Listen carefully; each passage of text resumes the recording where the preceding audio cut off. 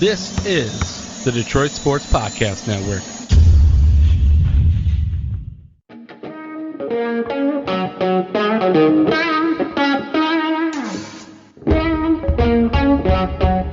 The biggest icon in podcasting.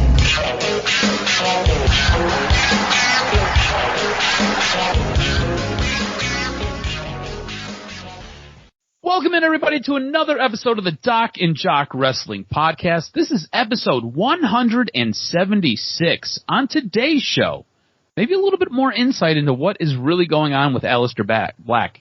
Maybe a little bit more insight into what's really going on with Aleister Black. He has been on the side of a milk carton since basically 2020. Also, some backstage news on what's going on in WWE, as well as who is in this year's Hall of Fame class and who isn't in this year's Hall of Fame class. One name will definitely surprise you. We've got all of that. I've got a bonus question for the doc that I can't wait to get into. And, of course, we're going to go over the biggest topics and trends. But, of course, the doc and myself have to review Fastlane. What's going on, Doc? How you doing? I thought the Fastlane pay-per-view was really excellent. The first one on Did Peacock, you? I thought you were going the complete opposite direction. That was why I set it up so soft for you, because I was waiting for you to come in and just crush it. Okay, because of the ending, there was a redeeming quality to what we saw. Yes, the first hour we might be in lockstep then. Yes, the first hour was absolute trash. But I will say this, companies, and that's why I think you realized I am so hesitant to change things when they're going well. WWE on Peacock is fine. The screen quality was great, not a lot of lag, but you couldn't start from the beginning. Mm-hmm. And it's not the same. And now you're seeing that Peacock is editing out some potentially racist stuff from the programming. They're actually watching it and scrubbing it to make sure that it meets standards. I don't like that. You needed to, if you're going to, and then people were all upset online, wondering where it was on the network. They were confused. There wasn't enough details. And then you just couldn't, rewind it the same way. It wasn't the same user experience. So that part of it sucked. And that's why I never like change. And even though I am a Peacock subscriber, premium, the $10 a month, because I was paying it for the network, I was disappointed with the experience because basically it was on, but you didn't have any of the fun gadgets that we were used to. Yeah. Well, here's the issue, too. I don't know why WWE would choose this time to kind of go through and switch to Peacock. Why not wait till after WrestleMania, your biggest pay-per-view of the year? Wait, get by that, and then you have these in-between pay-per-views, something like a Fastlane where you can kind of work out the kinks. Maybe that's what they thought. Maybe they figured they'd work out the kinks with Fastlane before WrestleMania. I just don't like doing it right before WrestleMania. It puts your fan base, it puts your subscribers in kind of a weird spot. And I get why Peacock wanted it before WrestleMania. If you're gonna pay for any type of streaming service to see any type of wrestling, it's going to be whatever that you can get WrestleMania on. And that's why they did it. So I understand all of that. Now, as far as this pay-per-view goes, in my estimation, very similar to you. Again, I thought you were going to come out and absolutely hammer this because we were messaging while this pay-per-view was going on. And I think we both agreed. The beginning of this pay-per-view was not very good. But I think it really picked up actually with the Drew McIntyre match. So the last three matches I thought were very good. They were redeeming. There was stuff to talk about and stuff to grab onto. But pretty much the first hour, maybe hour and 40 minutes, there wasn't anything that was even worth your while. So all that being said, let's just jump right into it. We had our United States Championship match that kicked off. It was Matt Riddle, who ends up defeating Mustafa Ali. Now, I think the one thing that you can talk about out of all of this, obviously nobody knows what the hell's going on with Retribution. It was a bad push. It was a bad deal. It was poorly put together. Seemed like it was a couple of creative ideas that were all mishmashed together, and what you got was Mustafa Ali as the leader of Retribution. He has been nothing but whiny. He has been nothing but upset and angry. Everything that made Mustafa Ali great when he was going for his, was it the Universal title or was it the WWE Championship? Either way, when he was in line to get the championship belt before Kofi Mania ran wild, he was great. This is everything that is opposite of that. Retribution ends up dismantling Ali after the match, and I'll be honest with you, I kind of like that. I thought that was a nice touch. I did as well because, bottom line, it came in with a great deal of hype, but it fizzled like many things. So now you have a little bit more intrigue, and I think Mustafa Ali deserves a chance to just shine on his own. Yeah, just let him go do his own thing and just give him the ball. Let him run with it. No big surprise here. The women's tag team match, Nia Jax, Shayna Baszler end up defeating Bianca Belair and Sasha Banks. Again, Bianca Belair, Sasha Banks are locking up at WrestleMania. No reason for them to be tag team champions when we might have a belt change at WrestleMania. We had the Intercontinental Championship belt being defended by Big E, who ends up defeating Apollo Crews via pinfall. This was kind of a quick match. This was kind of Apollo Crews getting fed to Big E. I don't know what we're doing here. I don't know why we're doing it. Similar story here with Braun Strowman defeating Elias. Again, not 100% sure what we're doing here. Like, I get it. Shane McMahon claims hurt, whatever. All right, whatever the story may be. Fine. Elias gets in there. I just don't know where this is going. Braun Strowman's going to take on Shane McMahon because we have to have a McMahon at WrestleMania. That's what's going to take place. This was kind of, I guess, the bridge to get you there. Wasn't anything spectacular. Seth Rollins defeats Shinsuke Nakamura via pinfall. How did you feel about this? Because this match took place, and I was like, really? This is what we're doing? For me, it seems like Nakamura is such an afterthought at this point, and Seth Rollins, they had a chance to do something different with him, and they brought him back with the same gimmick after he went away when his child was born. And I'm just kind of like, all right, there's no sauce here. There's zero juice. Nakamura has zero juice. This was just, to me, it was just a match that was on the card to kind of fill time and fill a spot. Yeah, but it was still, I think, the pickup, because everything was so bad beforehand, I thought the match in of itself was cool to see two technical guys get in the ring and actually have some sort of chemistry. And I think you and I would maybe agree that this match could have deserved a bigger build, a little bit more than something that just kind of got together like this in a short period of time. Mm-hmm. But the match picked up because of the fact that there was a weird finish in the Big E Apollo Crews match. And I just felt like, okay, now this is kind of where the names start to pick up, and now the pay-per-view can kick off, at this point in the pay-per-view, and it kept me intrigued to see what was next. Speaking of picking up, this is where it really gets going, like you said. You have Drew McIntyre taking on Sheamus. Drew McIntyre ends up beating Sheamus via pinfall. This match was all over the place. It was a brutal, physical, knock you down, drag you out, beat you up match. And both these guys, you talk about chemistry with Rollins and Nakamura. These two guys have chemistry. This was a fantastic match. Me and you were messaging back and forth, and we were both excited about this match as it was unfolding. And I thought it was a great match. I thought it got its time. That's the one thing sometimes on these pay-per-views, right? Like, you just seen Big E defeat Apollo Crews in minutes. Didn't really get its time. You had Braun Strowman beat Elias. We didn't really need time for that, but it definitely didn't get its time. This match got its time, and they put on a spectacular spectacle of a show. Was this the match? I don't know. I don't know if I would put this as match of the night, right? Because as we were watching this, I was like you. I was like, man, this pay-per-view just sucks. And we were on Twitter just bashing it, and then this match happened, and I was like, all right, cool. At least we got one. At least we got one really good match. This was, for me, this was probably the second best match of the night. Actually, it was the best match in the ring, but storytelling purposes wise, this was probably the second best match for me. Absolutely. Great chemistry because of the fact you believe the story of them being friends, and because of the fact that they've been in the ring together before, training, working it out. These guys have said and talked to each other beforehand and said, okay, if we were ever to get in the ring, this will happen. We can be aggressive. And it flowed, and the violence was real and believable. And I thought the right person went over. I would love to see Sheamus kind of reclaim a spot further up the card because of how big and how massive he really is and how strong. And he's got that look. He's got a look of a guy that you want to see out there performing. So I think that he's just a guy that's been a career vet and a real trooper. And to put over his man is unbelievable. Yeah, it was a great match, especially, like you said, coming off of a decent match with Seth Rollins after that first hour, to see a nice knock him out, drag him out, no holds barred match. I was intrigued, and I thought it was awesome. Sheamus does something really, really well too, where he plays this "why not me" character. Right? There were points in this match where the camera was close enough where the mics picked up him saying, "Why you? Why you? Why not me? Why can't it be me?" He plays this almost irritated, I'm a heel because I'm a victim card. and he does it really, really well. So to me, it was fantastically done. Now, Alexa Bliss ends up defeating Randy Orton via pinfall. Now, The Fiend returns in this match, and this was a weird match. At no point did I think either you or myself really think that this was going to be a real wrestling match, and it sure as shit wasn't. The Fiend ends up coming up through the ring, and he is obviously burned and tattered.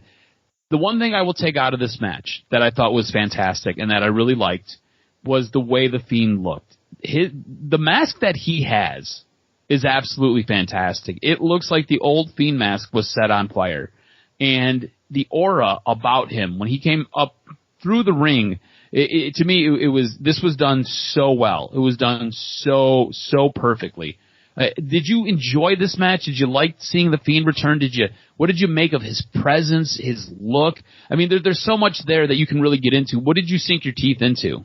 Yeah, absolutely, because many people were like really intrigued and surprised by the way in which he came back. What does it mean going forward? I think the addition of The Fiend with Alexa Bliss has been probably one of the storylines and angles that people really have gravitated toward. And it kind of, you would think that Alexa Bliss could be a superstar on her own, but now in this mix, she's taken her career to the next level. So it was intriguing. I was disappointed because I thought, Randy Orton could kind of defeat this and kind of continue forward. And yeah, it's fine to have The Fiend return, but then you start hearing the rumors a little bit about how potentially who was that actually The Fiend? Was that Bray Wyatt? I do believe it was, but for me, I really did like the original Bray Wyatt, where you could see his tats and the shirt and the hair.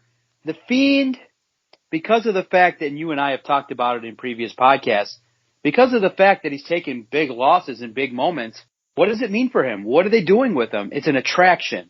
And now when you ask the question, what are you going to do with it? Is he going to go over on Randy Orton? Is he going to have a terror? It just feels like a character that is primed, ready to go with the rocket ship, but they never started.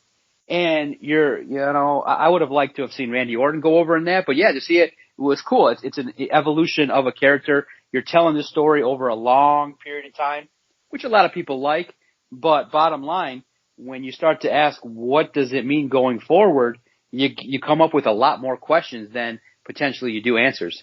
When Bray Wyatt's all done with his career, if he somehow does not either latch on with WWE as part of their creative team or go someplace else and do booking for wrestling, it'll be a total waste of his talent, because this is a guy who has reinvented himself time and time again.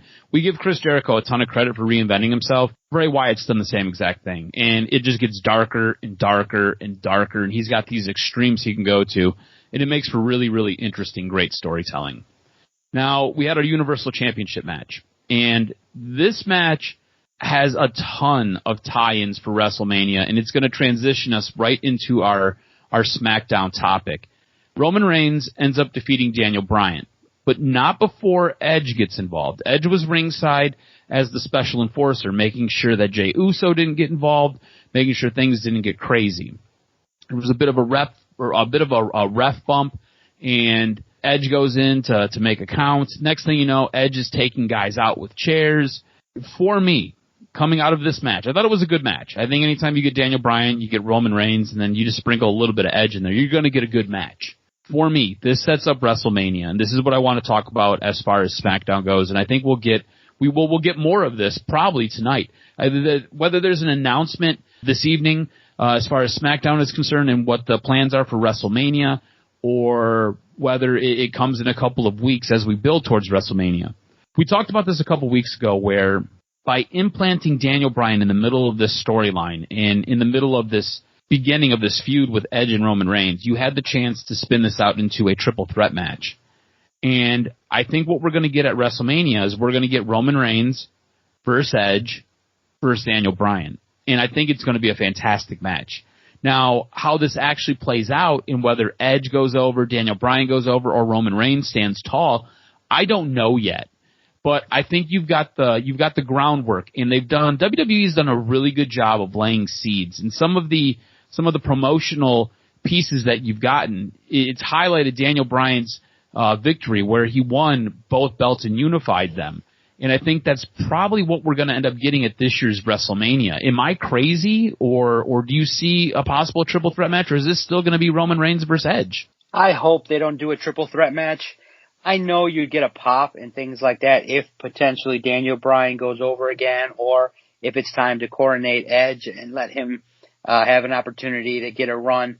But bottom line, I thought the match was great. I thought the storytelling was really good. Daniel Bryan, you had a brief inkling of belief and hope that he would do it, but again, the run-in was played out, with the Usos. It's just like, come on, do a little bit better. Just have an opportunity for, Roman Reigns to just beat his ass, or to have just Edge stand there and be in awe of Roman Reigns taking the beatdown. I mean, it was great because you had Daniel Bryan have Roman Reigns in his move. He was in the, in the finisher and in the crossface, and you were like, oh, maybe he'll tap out. What happens?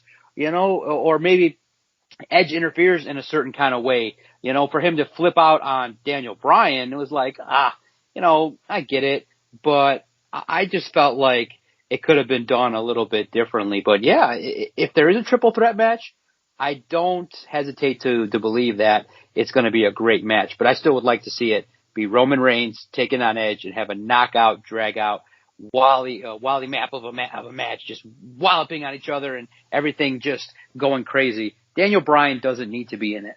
See, I think it would be more interesting. I think it would add a little bit more intrigue if you did have this triple threat match. Now, I think we both agree triple threat matches they're sometimes not the best, right? And I think it has to do a lot with the chemistry of all the guys involved. You've got a guy like Edge who can pretty much wrestle anybody. You've got a guy like Daniel Bryan who, man, he's incredible, right? Like, the guy's fantastic. And then you've got Roman Reigns, who I think out of the three of them, he is number 3 with his in-ring work. But that being said, he's not a bad wrestler. I think this could be a fantastic WrestleMania match.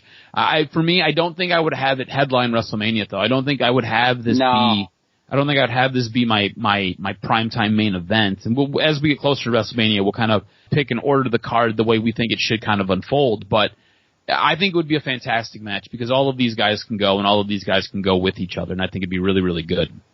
Now, as far as the picks go, I tie it up. I end up getting the point because I had Alexa Bliss beating Randy Orton. Score is now tied 3-3.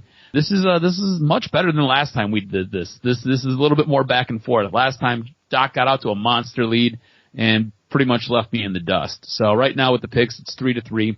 Let's transition and move over to Raw. Now, Bad Bunny accepts the Miz's challenge. This is interesting. Bad Bunny has little to no wrestling background, okay? And this feud has pretty much been built upon Bad Bunny and The Miz. And The Miz is another guy who can pretty much go with just about anybody. He's really good in the ring, and he can tell a fantastic story. I think the big question is, should Bad Bunny go solo in this match, or should this be a tag team match? Maybe Bad Bunny, Damian Priest, maybe Miz and Morrison. Yes, Miz and John Morrison. Should Bad Bunny go in this all by himself? And should the 24/7 belt be on the line? No. I mean, this is like, how do you go from, if you're the Miz, you go from having the title and fighting Bobby Lashley to this? It's like, come on. It's just, and look, if you're Miz and Morrison, you should be fighting the best of the best tag team, not some celebrity wrestler. So I get it. He'll get attention. Miz will say something. He'll show up on some television show and talk smack, and then Bunny will show up and it'll draw promotion. I just feel like at this point, you got to find somebody else to be the promoter of the company, not the Miz. I mean, I'm intrigued by it. I just want to see what kind of spot he's going to do. I mean, Bunny's probably going to do a jump off the rope of some variety, but Pat McAfee set the bar probably far too high for anybody to meet. But Bunny's going to disappoint, and you just, bottom line, Miz has to win and go over. Yeah. And look, I would think the Miz would have to win and go over, but I don't think WWE is going to do that. I think Bad Bunny's going to pin the Miz. I would protect Bad Bunny at all costs. I would have him in there in a tag team match. I would have whoever his heater is doing most of the work, him doing a couple moves, just so he doesn't look bad. You don't want to put on a bad show at WrestleMania. You definitely don't want a guy who's not really well versed putting on this bad show. Even a guy like Shane McMahon, who has all the time in the world to get all the training he needs, still, goes in the ring, throws actual haymakers where he actually hits guys and guys have to hit him back to check him, or does sloppy work inside the ring. And he's basically grew up in this business. So I would protect Bad Bunny at all costs and put somebody in there with him. There's no way I'm letting him go in there solo, and especially not with a guy like The Miz, who really is one of the faces of WWE. The guy's all over the place. Has an E-show, right? Does stuff on USA Network. He's a guy who is out there all the time on ESPN. He's a guy who is on social media. He's a guy who is basically front and center and carries the banner for WWE. Why we don't talk about The Miz, I think, more, and why we don't hold him in such high regard as guys like John Cena or The Rock, I'm not quite sure. I think maybe when it's all said and done, when his career's over, The Miz will be up there because he's done a fantastic job carrying that banner for WWE. Well, I can answer that real quickly. Okay. It's because Cena and the big stars, they create millions of moments. Like, you remember that, I think, 25th anniversary of WrestleMania where they had all the Cenas, and you just have all these moments. Like, just recent past, the match that he had with AJ Styles. What differentiates The Miz is that he's more like a doubles guy. A guy that shows up, is professional, but doesn't have the signature moments repeatedly on loop. So he's a company guy. But the guys like Cena, Austin, with the hose, Austin stunning McMahon, Austin taking the pan and slapping McMahon over the head with the bedpan. You have memories, and you have so many of them that it elevates. And I think that The Miz in the next 5 years has to start demanding some more of that, some more lines, some more taglines, some more, oh my God, holy S moments that he did this. And that will differentiate what his career will be. Otherwise, he'll just be kind of known like a Kane, where he was there, but no real long-lasting, memorable impacts. Do you think that it's more the Miz's fault that he doesn't have that, or more WWE and their creative? I think what we've seen over the course of the last couple of years, especially with creative, they've gone from really trusting a lot of their guys, trusting some of the younger talent, because they knew that that's kind of where their bread was buttered. Giving Steve Austin a bit of a run when he was young and him capitalizing it, or even The Rock for that matter, when they were young and capitalizing on it and letting them go was brilliant. But you look at the way that creative is done now, most of the time, most of these guys are in their mid-40s, and that's when they're getting a little bit of the run. Like, The Miz is getting up there, AJ Styles is up there, and these are the guys who are basically carrying your programming. These should be guys who are not necessarily in the twilight of their career, but are in the wind down of their career, and they should be getting put into feuds that are pretty memorable and being utilized as more ambassadors of the program instead of being the program. And I just think there's been a shift in the way WWE, A, builds wrestlers, and B, the way that they produce their creative. And I think a lot of that has to do with the head man in charge, with Vince McMahon, just not trusting some of the younger talent. There's a reason that there's a no leg slap when they go to do like a sweet chin music now, and it's all because Vince is crazy. Do you agree, or am I nuts here? No, absolutely spot on. It's just going to be fascinating to see what he does with it, because I think he's happy. I mean, he probably makes good $2 million a year. He's definitely a guy that is just happy to be on the card because of the fact that everybody believed he was going to get fired in 6 months. So he's been, and the blessing is, and he said it, he's got to really play up the fact that he's never hurt. He's just been there, showed up, done the job, takes his 4 weeks off, and has his business. It's really a crazy career, but we need more. I agree with you. Speaking of needing more, WWE has positioned themselves in a spot here with the Bobby Lashley and Drew McIntyre storyline. They have a huge opportunity to really make a new star. On this week's episode of Raw, Bobby Lashley bursts into the men's locker room and basically tells anybody, I'll give you a title shot if you can take Drew McIntyre out before WrestleMania. WWE has basically, whether they realize they've done it or not, they have given a lot of the undercard, a lot of the mid-card guys that aren't being utilized, guys that we're always asking about, we're never seeing, giving them all an opportunity to really make and develop a new star. Find somebody to go out there and challenge a guy like Drew McIntyre and really help elevate them, help elevate your product. Do we trust WWE to do it, though? Do you? No, see, I understand. I love the groan. No, I feel the same way. No, see, I'm booking it myself. I need to see more of Sheamus and Drew McIntyre. And what you do is you don't, because here's the thing. You absolutely said it. The two stars that you need to elevate are Drew McIntyre and Bobby Lashley. So it works out perfectly. A+ prime booking would be Drew McIntyre's right about to win the title. He's right there. He's going toe to toe. He's taking all the, he lasts, in Bobby Lashley's finisher. He's there. It's a great WrestleMania match, and boom, Sheamus comes in and pops him with one. Just a roundhouse right, boom, right to the face, and he costs Drew McIntyre the match. And then you carry this out till SummerSlam. You have a cage match, or you have a better conclusion to the feud, because you need more. One Fastlane pay-per-view match, I don't think is enough. So I think you walk away from WrestleMania with Bobby Lashley having his moment. He becomes the prime face. He's got to be the title holder for a long time. Damn near been there 15 years, and has a long wrestling career, but has not had the title for over that much of a period of time. So I'm of the opinion that you got to protect both of these guys. You can't have Drew McIntyre lose clean. That would be terrible. See, I didn't even think about inserting Sheamus here, right? Like, I'm ready to move on from Sheamus. I like the way you booked that, and I like the way that you drew that up. And I'm kind of on board with it, right? Drew McIntyre, Sheamus in a steel cage, I think would be fantastic. That being said, though, if you're WWE, you'd be silly not to somehow find a way to get somebody elevated out of this, right? Doesn't have to be a long feud with Drew McIntyre, but you've got to somehow find a way to make a star out of this opportunity, to either have them eventually go up against Bobby Lashley or just help elevate them some way up the card. You have basically opened the doors up and said, go get it. Somebody just has to go get it. I hope they do. I'm tired of seeing WWE creative just be stale. Want something new, want something different. You remember when Roman Reigns took on this whole heel persona? It was new, it was different, it was great, we loved it. We all ate it up.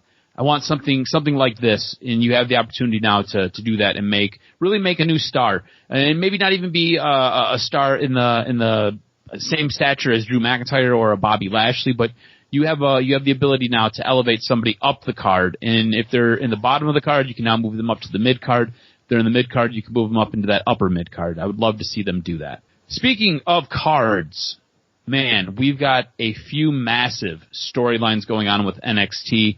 And really and truly with NXT, I just kind of want to check in with you. I want to know what has your attention.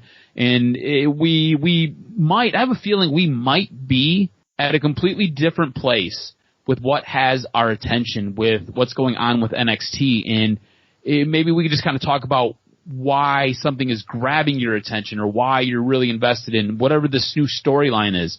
And like I said, we've got a few massive storylines, one between Finn Balor and Karrion Kross, or there's one between Walter and Tommaso Ciampa, or there's the one with Adam Cole versus Kyle O'Reilly, or there's the one with Devlin versus Escobar. I mean, right there, four main event quality storylines that NXT has given us. This is all these matches are going to take place right around WrestleMania. So I just which one's got you? Which one has you hooked, man? Which one do you have to see?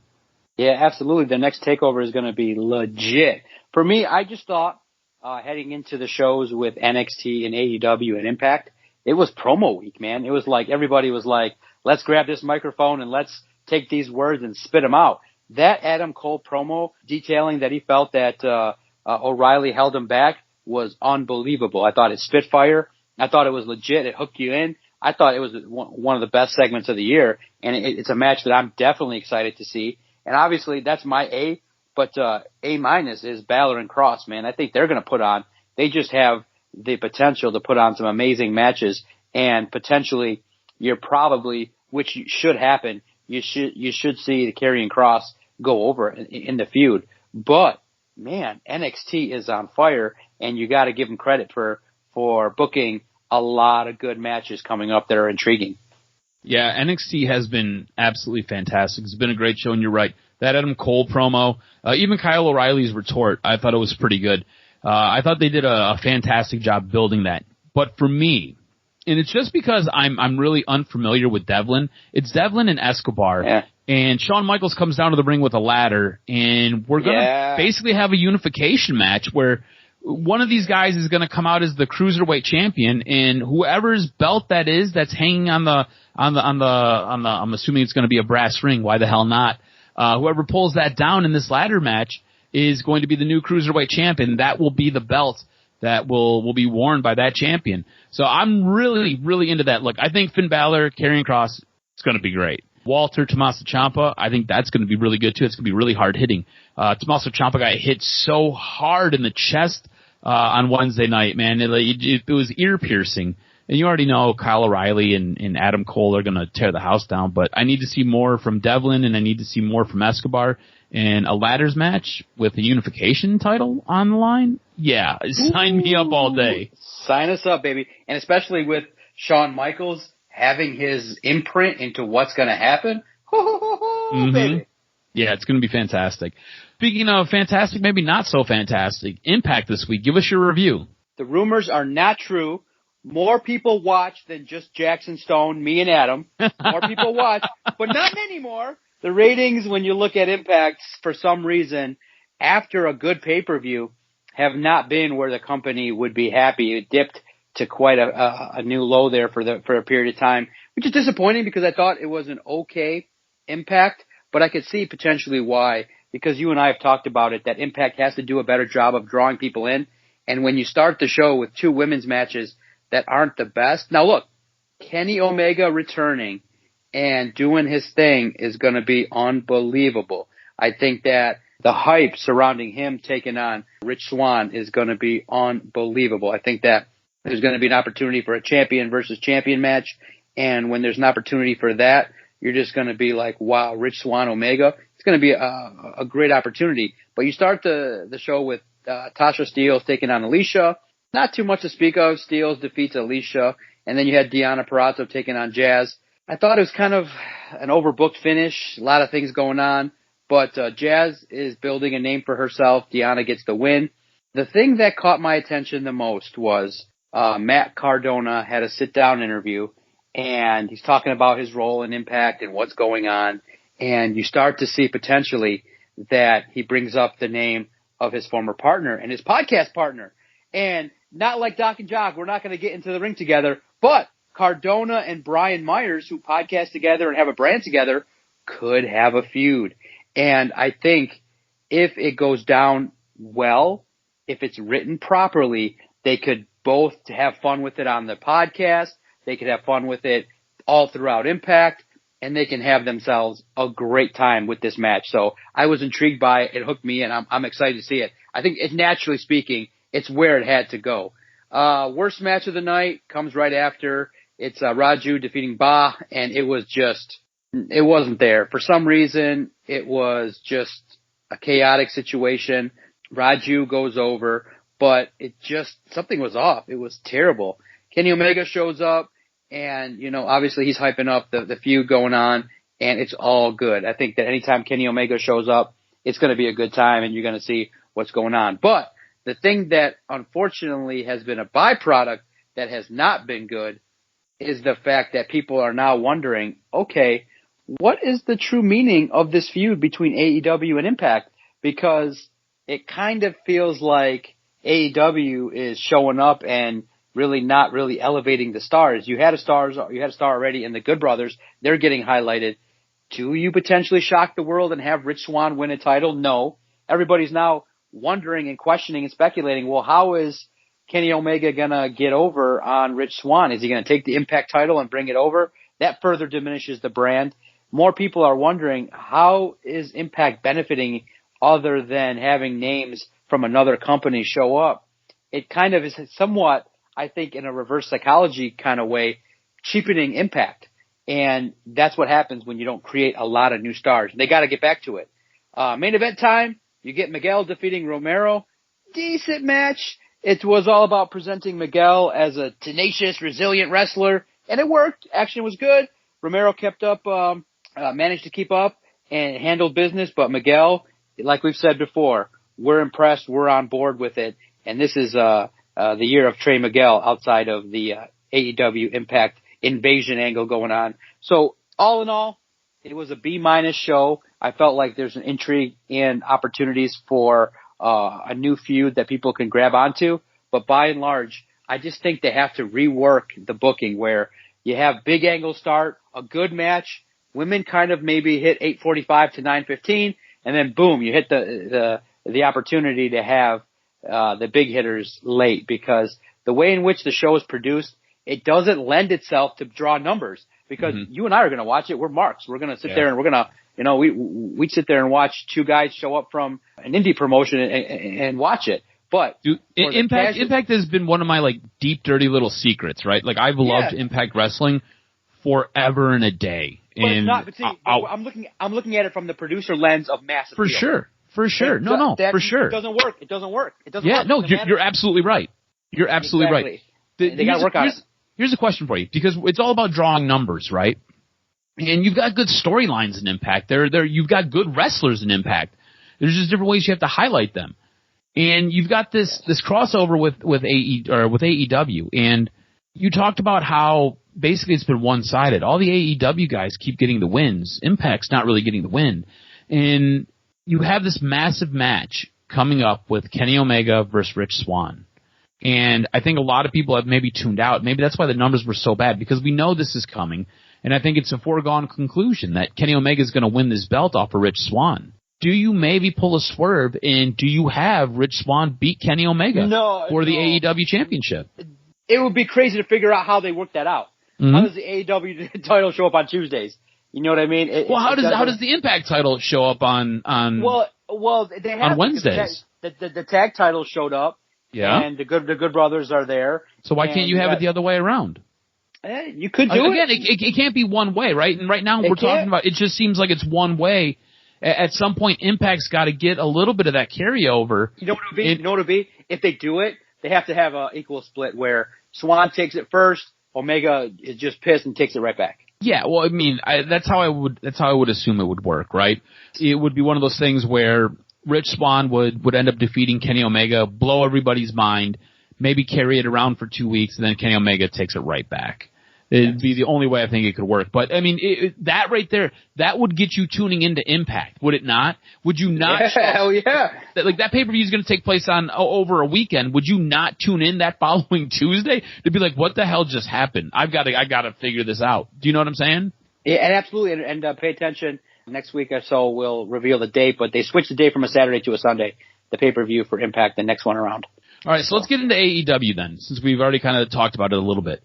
For me, this was a show that was bookended with two really fantastic matches, and then you had some fire promos that were sprinkled in the middle. Ooh, and the matches that were kind of in the middle, I didn't think were necessarily great. They were good, but nothing really stood out as far as what was in the middle, though. What really stood out to you in this AEW Dynamite show? I absolutely loved the debut of Pinnacle. I thought Pinnacle was sweet, and I'm intrigued by it. And my note here says that I think it's a better group than the Inner Circle. Yeah, I think that it's tough. It's amazing, led by MJF. You got Sean Spears, and you got FTR. It's like, dude, does it not feel more blue collar, but quite a bit white collar? It's really hard to explain this group because you've got MJF, who's basically the head of it, right? And you've got Tully Blanchard, who's there as well. And those guys seem very white collar to me. But then you've got guys like FTR, Sean Spears.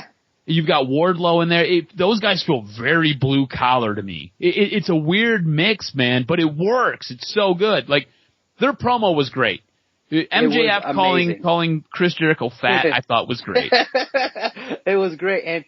And cuz, I don't know if it's too soon to bring up this reference, but it has the appeal that could remind people of the old Four Horsemen. You know, you have the ability to, but you just need that above and beyond guy. You know, MJF is the badass heel. You need the Ric Flair. You got the Arn Anderson. You got the Tully Blanchard and his former partner there too. So you got the guys.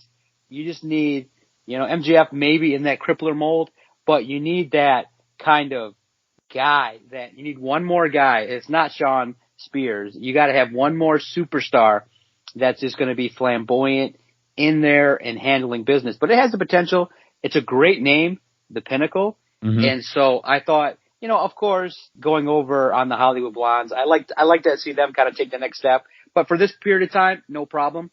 Two other things for me, cuz, that I thought were awesome. What have we talked about for AEW for a while now? Is that, hey, highlight the young kids. It seems like it's been a mass infusion of old WWE stars, but this show, you highlighted a lot of the young talent, especially Darby Allin in the main event. So I thought, you know what? This was a great way to showcase some of the younger talent. And then the best promo I thought of the night was Britt Baker. Britt Baker, baby. That was my highlight. So good. I'm going to steal your thunder, baby, all day long. Give me a 2-minute, 30-second promo, and I'm just going to take over everything. Yeah, it was great. So I thought it was unbelievable to see Britt Baker let it rip like that, and to see some of the young stars get the opportunity, one, but two, carry it and own it. So that's why AEW, I thought, was just a slightly better show than NXT. Yeah, Britt Baker's promo, wearing a flannel and calling out Mick Foley. Ooh. It was a nod of homage, and it was a slap in the face, and it was so well done. She is such a fantastic wrestler. She is a 5-tool package, like Adam Cole's girlfriend. She should never be referred to as Adam Cole's girlfriend. That should be Britt Baker. If anything, that should be Britt Baker's boyfriend is Adam Cole. Yeah. Like, he's such a good promo, man. She had a fantastic match last week. It was great. Really and truly for me, I thought the promos were absolute fire. And it was those two specifically. It was Pinnacle's and it was Britt Baker's. I thought they were absolutely great. I've got a bonus question for you, though. And I've been dying to ask you this since probably the beginning of the week.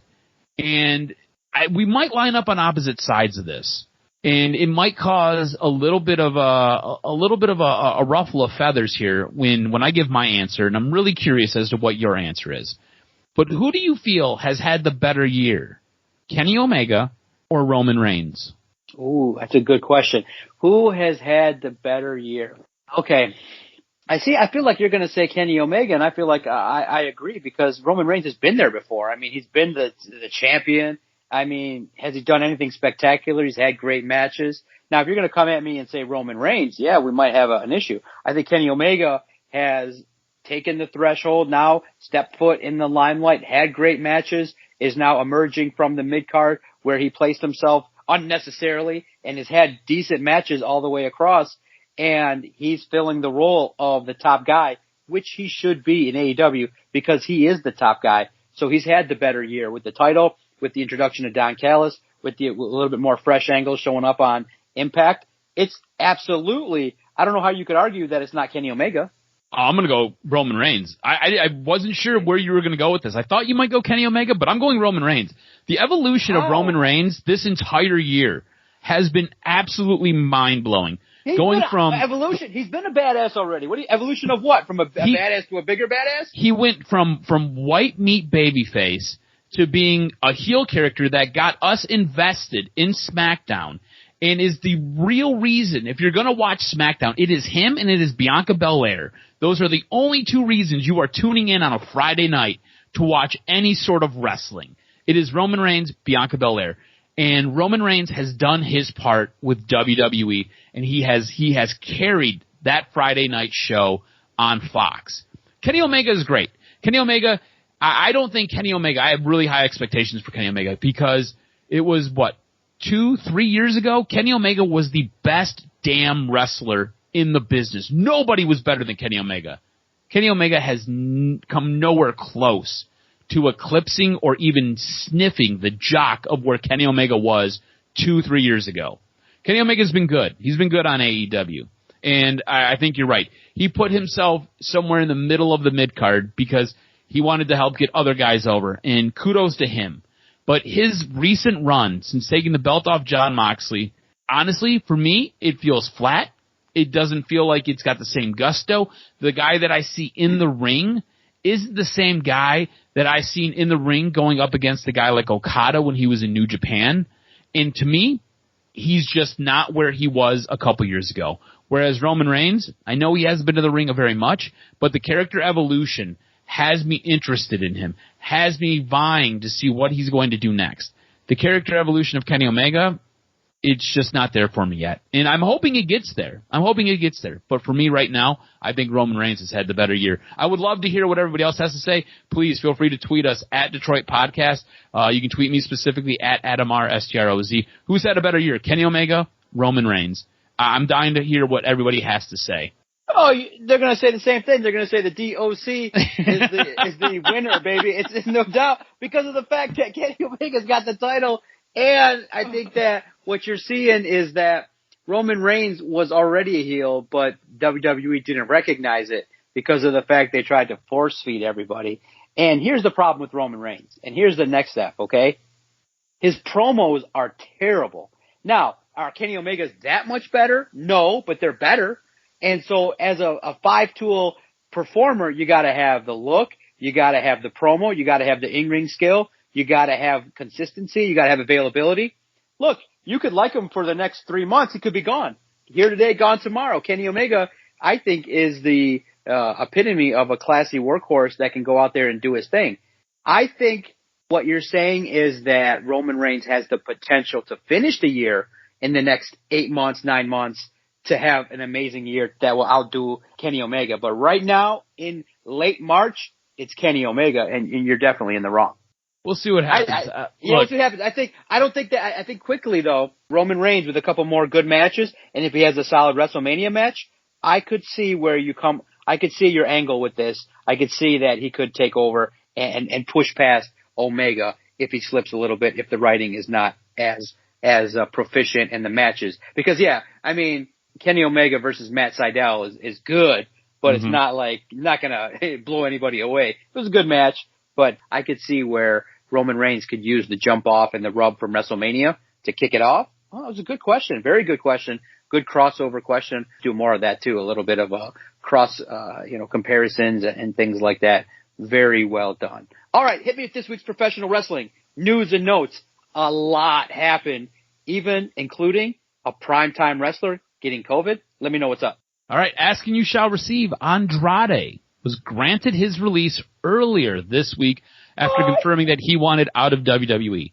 Now, don't expect him to show up any place anytime soon. Usually there's a 90-day no-compete, so Andrade won't technically be eligible to wrestle for anybody until June 20th.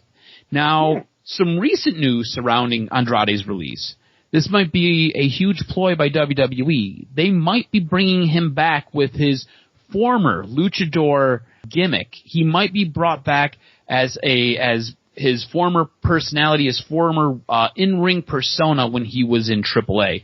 So we'll see what happens here. It's really weird. You have to remember, him and Charlotte are an item. They're engaged. I don't believe they've gotten married yet. And it's weird because not really sure if Andrade wants to totally leave WWE and leave Charlotte behind. Charlotte doesn't necessarily want to go anywhere else, even though she could go anywhere and make a ton of money. So it'll be interesting to see what happens with Andrade going forward. If he does show up anyplace else, it won't be until after June 20th. Now, Batista has been removed from the WWE Hall of Fame plans for this year, and the reason why?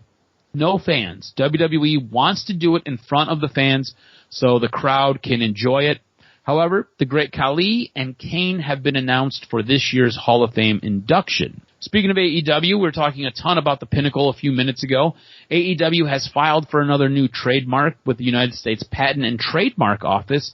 On March 16th, the promotion filed to trademark Pinnacle, which is the new name of the new faction, obviously led by MJF, that we just spent a ton of time talking about. Now, some details have come to light regarding the WWE departure of backstage interviewer and host Charlie Caruso. It's been reported that Caruso had some backstage heat and will no longer be appearing on TV and will either be released or just let go when her contract comes to an end. Per Ringside News, which has a pretty good track record with the WWE backstage news in recent times, their situation does not come as a surprise to the locker room. It was initially reported that she had heat for being late to conduct interviews, but that apparently that's not only the reason.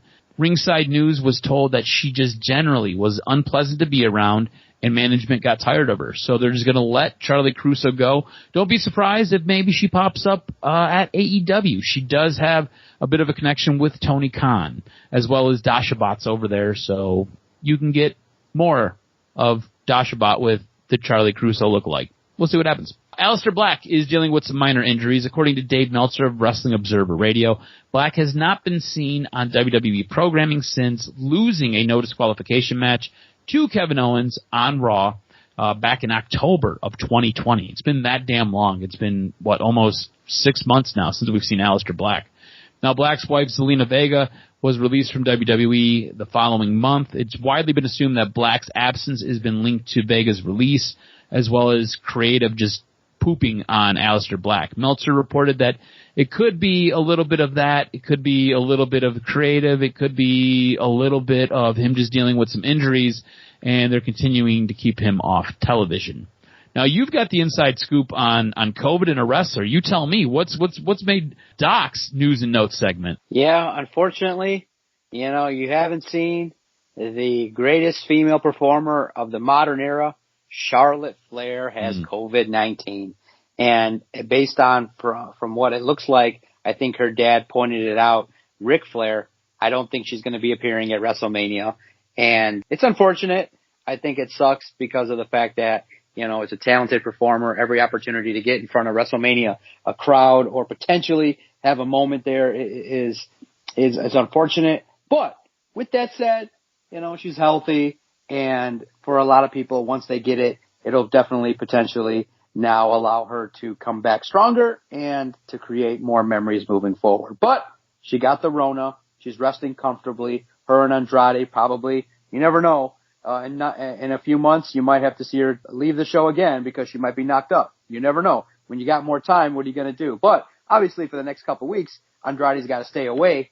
But you never know, with Andrade, Charlotte Flair, you never know what's going on in terms of family planning or accidents or things like that. But at the moment, Charlotte Flair missing in action. Well, look at you breaking news. I didn't even see that. I heard that she was possibly going to miss WrestleMania. I didn't have a chance to really investigate that. So good on you. Look at that. Charlotte Flair probably not going to be at WrestleMania dealing with Bryce Arona. Yeah, the reason why I know that is because I follow her because she posts great photos of her working out and even though she's a little too muscular, she's got it going on. She's doing her thing. Doing her thing. You like those titties that have been redone 8 times. And the side tattoo, right? The side tattoo. I'll send you some people to follow on Instagram. Absolutely.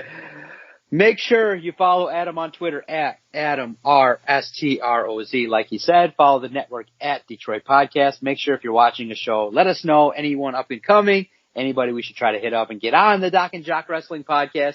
We enjoy the banter. We enjoy those that agree with us or even disagree as well.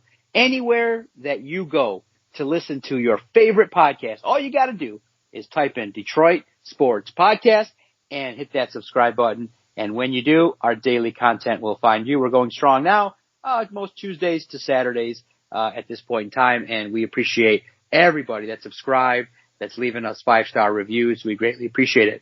Doc and Jock Wrestling Podcast moving along, baby. We're doing great things. And I always enjoy breaking down the world of wrestling with my cuz, Adam Strozinski. I look forward to next week, cuz. Should be a good one.